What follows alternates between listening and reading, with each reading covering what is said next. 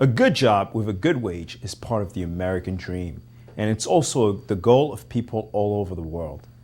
That's why it's important to reduce barriers that make it hard for people to climb the economic ladder. I'm Orfi Devungi, a PhD student in economics from the University of Southampton in England. In this Economics 101 video for the Center for Freedom and Prosperity, we're going to examine the impact of government intervention in the marketplace for labor by analyzing minimum wage laws. Let's start with a common sense observation. Businesses are not charities. They only create jobs when they think that the total revenue generated by new workers will exceed the total cost of employing those workers. There are lots of things that government does to make job creation more difficult. Income taxes, payroll taxes, unemployment taxes, labor laws, and worker comp laws are all part of the equation. But let's pretend those factors don't exist and just consider the impact of minimum wage laws. Imagine a worker without many skills. Maybe he didn't have a good home environment. Perhaps he was stuck in a crummy government school that promoted him from one year to the next without ever providing a decent education. But to his credit, this person enters the job market rather than being a bum, a mooch, or a thug.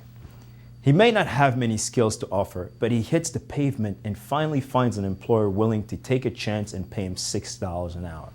This sounds great, but we have to remember that the government has decided to restrict this guy's freedom of contract. Thanks to the minimum wage, he can only get a job if he can find an employer willing to pay him $7.25 per hour. But since that's more than he's worth, politicians, for all intents and purposes, have sawed off the bottom rungs of the economic ladder. A policy that supposedly helps people has condemned our hypothetical worker to joblessness and despair. What's really perverse is that minimum wage laws hurt the poor. If the minimum wage goes up, rich people don't lose their job.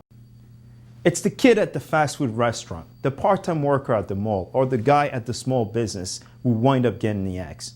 Some people claim that the minimum wage doesn't destroy jobs, and that is sometimes true, but only when the minimum wage is below the market rate for entry-level jobs. Up until a couple of years ago, the minimum wage was $5.15 per hour.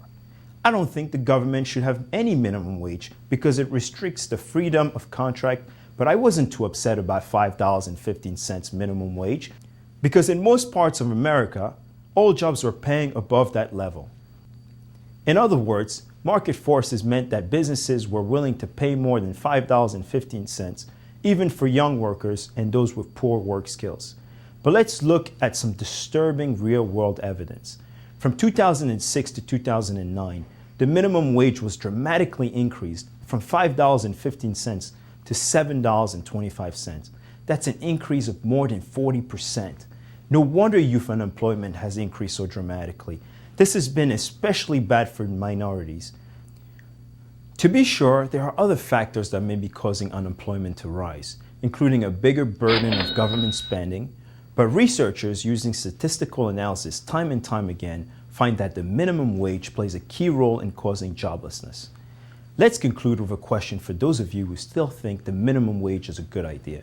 If going from $5.15 to $7.25 was such a good idea, why don't we raise required pay to $100 per hour or $500 per hour? I think you get the point. Thank you for watching the Center for Freedom and Prosperity Economics 101 video. Please share it with your friends and colleagues.